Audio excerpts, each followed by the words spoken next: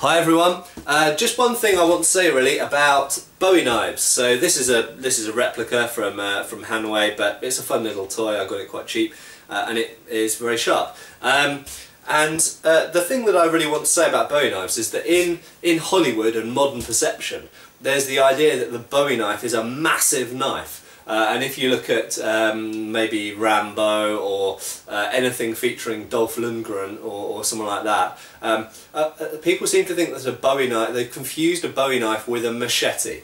Now, yes, there were some big Bowie knives, yeah, particularly in Mexico and in the southern states during the US Civil War. There were certain types of very big Bowie knife that were sometimes even given a saber guard. And used as a sidearm instead of a hanger or a sword. However, the vast majority of Bowie knives in the 19th century, and they were popular really from about 1830 through to about 1910, I would say, the First World War basically.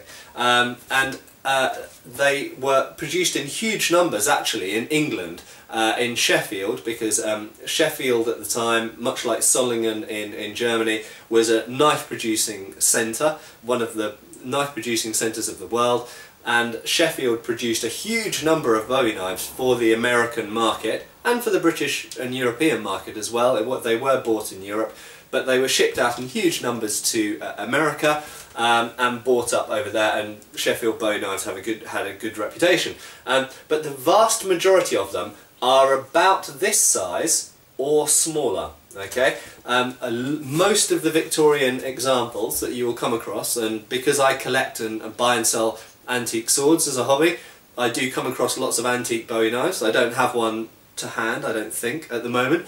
But the vast majority of them that you see usually have around a 6 to 9 inch blade. Okay, sometimes should we say up to 12 inch, but that's about the maximum that you ever see. Usually they are this size, and you know, I think why were they usually this size? Because that's convenient. You want to be able to stick it in the pocket of your overcoat. These were civilian, they were seen at the time as civilian sidearms, self-defense tools. And you wanted to carry them concealed. You didn't want to wear them on your hip. This wasn't the Wild West of Hollywood. This was the age where people did occasionally, if they were going to a rough part of town, they stuck a loaded pistol in their pocket, or a Bowie knife, or had a concealed sword stick, or in fact a loaded walking stick with lead shot in the end. But they didn't want to be seen to be walking around openly carrying a weapon. It wasn't really socially acceptable, and in some places it was illegal. So you want something you can stick, either stick it in the top of your trousers, under your shirt, or into the pocket of your overcoat. So that's really why Bowie knives weren't massive great machetes for the most part. They were essentially kind of the size of a hunting knife. Okay, about the same size as a modern bayonet. Or a modern fighting knife, okay? And sometimes they were double-edged, sometimes a single-edged, sometimes they had a clipped point, sometimes they had a spear point. Bowie knives weren't only of this shape and only of a certain size. Thank you.